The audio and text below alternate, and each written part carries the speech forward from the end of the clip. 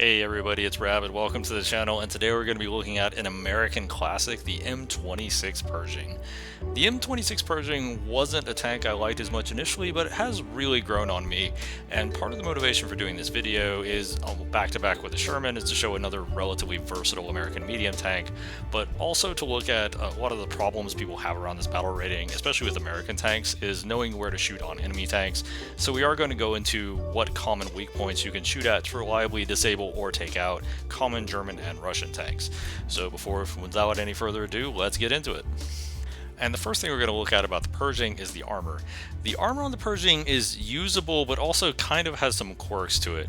So the first thing to note is, while the sides are reasonably bouncy, they're obviously not going to take a direct hit, and there are a few of the more powerful rounds that can catch it even at a harsh angle, but for the most part, you're actually pretty good to angle the sides. The sides of the turret, however, not quite as good. You really want your turret to be directly facing the enemy at all times. And it's important to remember that even if you're doing this, the turret front isn't completely invulnerable. The sides of the turret can still be a bit of a weak point, but they are kind of difficult to hit without just bouncing off entirely. The upper front plate can bounce guns all the way up to the Russian 122 and long 88 on the King Tiger. However, this is kind of inconsistent. It depends on how much you're angled, depends on the range, all that good stuff. And additionally, your upper front plate does have the little machine gun port that is always an option for the enemy to shoot, and that will reliably take out your vehicle if they're hitting it with an armor-piercing high explosive shell. But that does bring us to an interesting aspect of the Pershing, is not every enemy you fight is going to be using armor-piercing high explosive. APDS or Sabo or Heat FS rounds are also coming into their own at this point. You're going to be running into those, especially at max up tiers. These rounds largely negate your armor but don't have the biggest cone of damage, so when fighting these, the Pershing does kind of benefit from having a somewhat larger crew compartment and a 5-man crew, so it is harder to outright kill you, and you can often take one of these hits, although you might not be fully operational. However, the ammo storage on the side of the turret, if people know to aim for it, it's specifically on the left-hand side as you're looking at it. This is a weak point that if they have a heat round, they will exploit.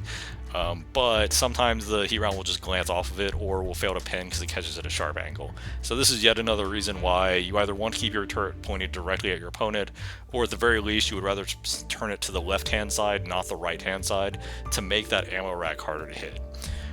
Overall, I would characterize the armor as pretty usable, but it's definitely not infallible. If you're in a bad situation, you know how to angle, you know how to keep moving, you can potentially make yourself an annoying target to pen, or at least a difficult target to one-shot. And this is about the best you can expect for a tank at this battle rating. You really shouldn't be counting on surviving direct hits in any vehicle, especially a medium tank. So for the most part, the armor is a fallback. It shouldn't be your primary plan. But if you are familiar with types of opponents, what types of shell they're shooting, and you know about how effective your armor is against it, there are ways to give yourself a much better chance of surviving those hits. The mobility of the Pershing is interesting because when I first got the Pershing, I wasn't all that thrilled with the mobility. It felt very sluggish.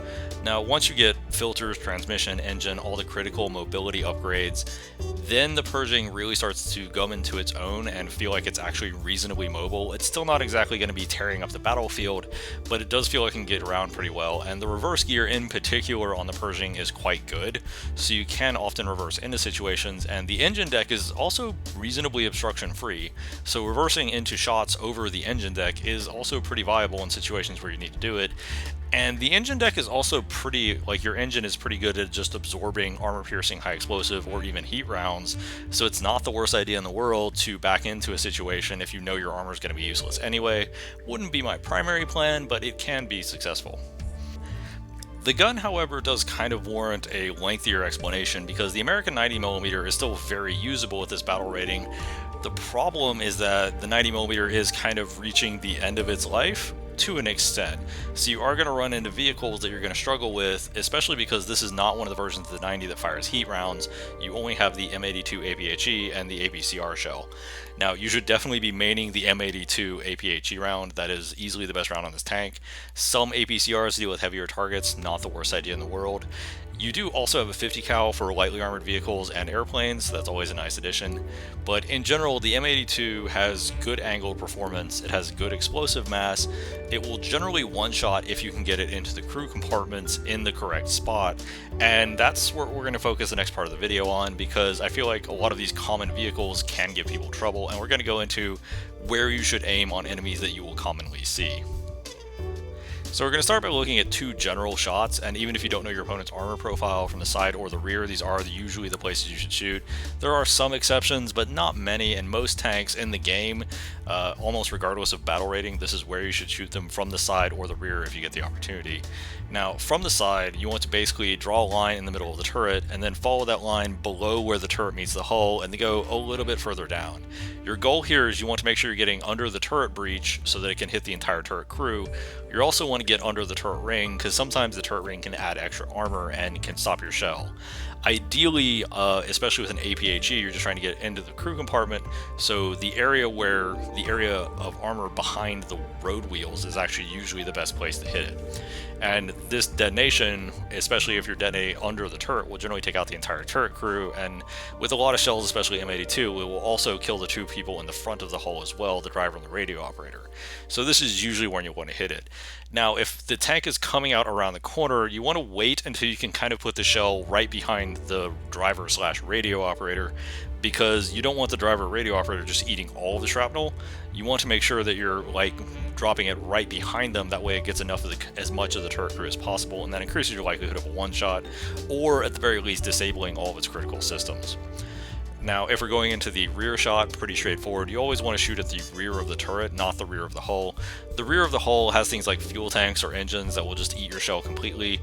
It won't generally kill the opponent unless you're using some kind of pretty significant solid shot shell, which most tanks don't use. So generally the rear of the turret should be your priority, because if you shoot dead center rear of the turret, 9 times out of 10 disables the breach. And even if you don't get the gunner or the commander, or you don't get any of the crew, as long as you disable the breach, they can't kill you. It's good enough. If you do see a casemate tank destroyer like a Jag Panther or a Jag Tiger or even one of the Russian Su-152s, you can hit them in the engine. Obviously they don't have a turret, so they can't turn around and shoot at you, but it will take you longer to deal with them, and a lot of times a shot directly to the back of the casemate in the center will just take them out anyway. So usually, yes, it can be successful, and if you have time it's great, but if you need to deal with them quickly, you'd rather just shoot at the top of it, in the center of the back of the casemate. Now, the Panther specifically, this is going to be a common opponent. The M82 shell can't go through the upper front plate. At some ranges, the APCR can, but I wouldn't really count on that because the APCR has very inconsistent damage. You can go through the little ball machine gun mount, and the reason you don't want to do this on the Panther is because your shell usually detonates right in front of the radio operator's face, so the shrapneling off that is very inconsistent. You can also go through the little ball turret mount on the King Tiger, and you probably don't want to do that either, because again, it's basically the same deal. You don't want your round detonating directly in front of the radio operator's face, especially because of how far behind the radio operator the turret crew and the gun breach are. What you really want to do on the Panther is you want to aim for the right hand side of the gun mantlet as you're looking at it, or if you can see the corner on the front of the turret face on the bottom right side. If you can hit a shell there, that is usually low enough that it will actually get the two people in front of the tank as well, and that will often be a one-hit kill. If you just hit dead center of the mantlet, that usually disables the gun. That's fine, you can finish it off at your leisure. And significantly, if you hit a shell through the right hand side of the turret and you get the gunner and the commander, then you only have to take out 2 crew members left to kill it, which means you can shoot the ball turret in the front of the hull, and that will kill the radio operator and the driver.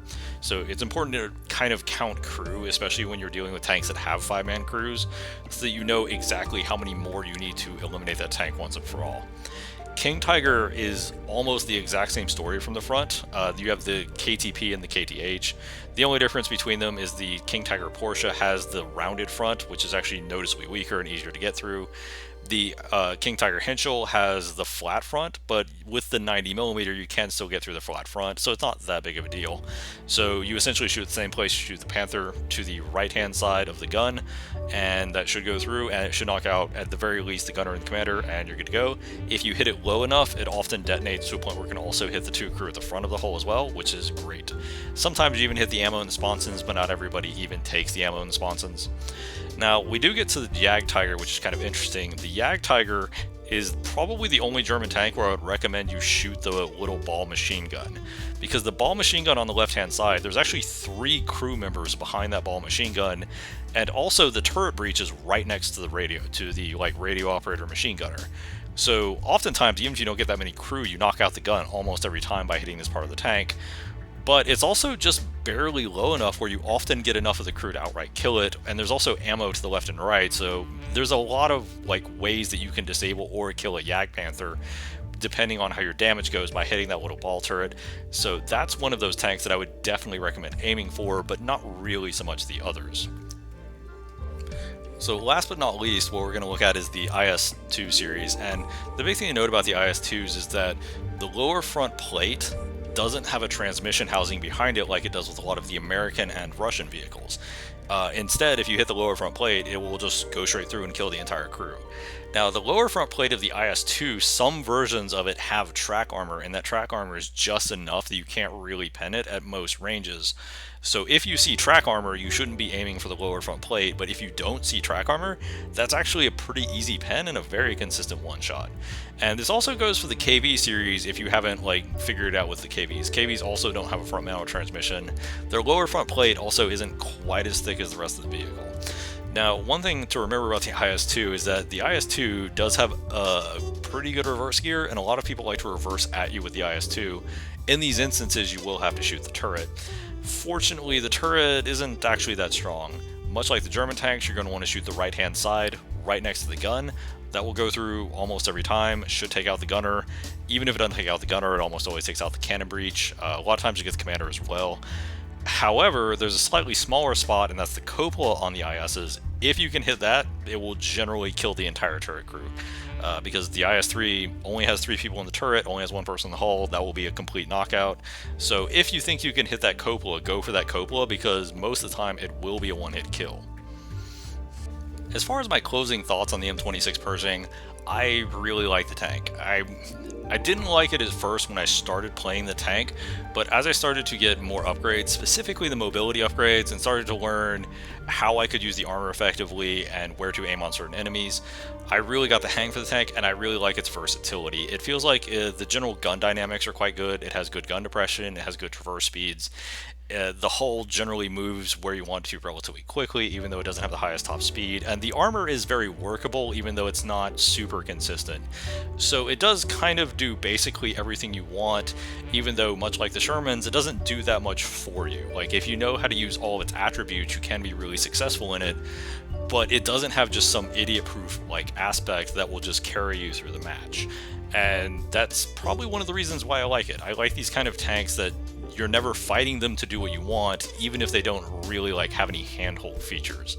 So overall, I really like the Pershing, especially going back and playing it.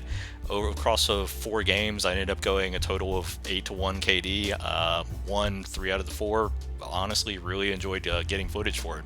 So hope you guys enjoyed the video, hope you learned something, hope you had fun, and if you did, please leave a like and subscribe. Really helps out the channel. Have a nice day, everybody.